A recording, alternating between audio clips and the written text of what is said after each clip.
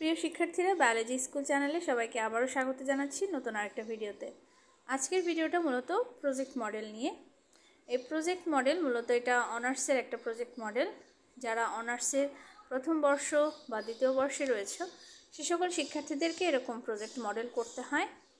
আজকে আমি তোমাদের সাথে শেয়ার করছি মেডিসিনাল প্লান্ট এই বিষয়ক একটি প্রজেক্ট মডেল। তোমরা এখানে বিভিন্ন ধরনের মডেল দেখতে পাচ্ছ।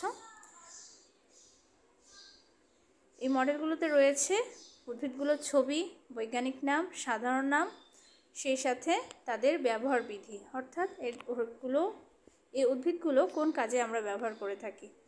এখানে অবশ্যই কালার ছবি সংযোজন করবে এবং ইন্টারনেট থেকে চাইলে তোমরা এর সম্পর্কে ডিটেলস নিয়ে তোমরা এখানে আপলোড করতে পারো, অর্থাৎ ছবিগুলো প্রিন্ট করে এখানে অ্যাটাচ করতে পারো। এটা যার যার নিজস্ব পছন্দ অনুযায়ী করবে। এখানে ধরা বাঁধা কোনো নিয়ম নেই, যার যেভাবে ভালো লাগবে সে সেভাবেই তোমাদের এই প্রজেক্ট মডেলের নমুনাটা এই কর্কশিটে সাজাতে পারো। তবে অনেক ক্ষেত্রে দেখা যায় অনেকে কর্কশিট কেটে ছোট টুকরা করে সেটা এই কর্কশিটের বড় বোর্ডে লাগিয়ে আঠা দিয়ে লাগিয়ে এরপরে কাগজ কেটে দেয়। তবে তোমাদেরকে আমি সবসময় সাজেস্ট করব, যখন তোমাদেরকে এই ধরনের প্রজেক্ট মডেল করতে দেওয়া হবে তখন তোমরা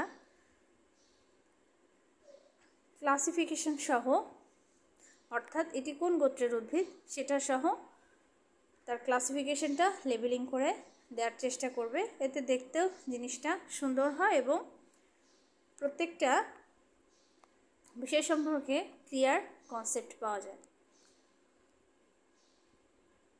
তোমরা দেখতে পাচ্ছ এখানে ছবি আছে, সেই সাথে এর ব্যবহার বিধি আছে, সাধারণ নাম আছে। ইংলিশ বাংলা যে কোনোভাবে তোমরা এটাকে প্রেজেন্ট করতে পারো, তবে এটা অবশ্যই তোমাদের যিনি ক্লাস টিচার থাকবেন বা যিনি প্রজেক্ট মডেল জমা নেবেন তার পছন্দ অনুযায়ী অবশ্যই হতে হবে। তিনি যেটা চাইবেন বা করতে বলবেন যেভাবে, তার দিক নির্দেশনা অনুযায়ী তোমরা সেভাবেই করার চেষ্টা করবে। এখানে কিছু নমুনা তোমাদেরকে আমি আজকে দেখিয়ে দিচ্ছি। এখানে আমাদের খুব পরিচিত কিছু উদ্ভিদ, যেমন তুলসী, নিম, ঘৃতকুমারী বা অ্যালোভেরা, এরপরে কালো মেঘ, বাসক, এ জাতীয় কিছু উদ্ভিদের ছবি তোমাদেরকে দেওয়া হয়েছে যাতে করে তোমরা খুব সহজেই এগুলোকে চিনতে পারো।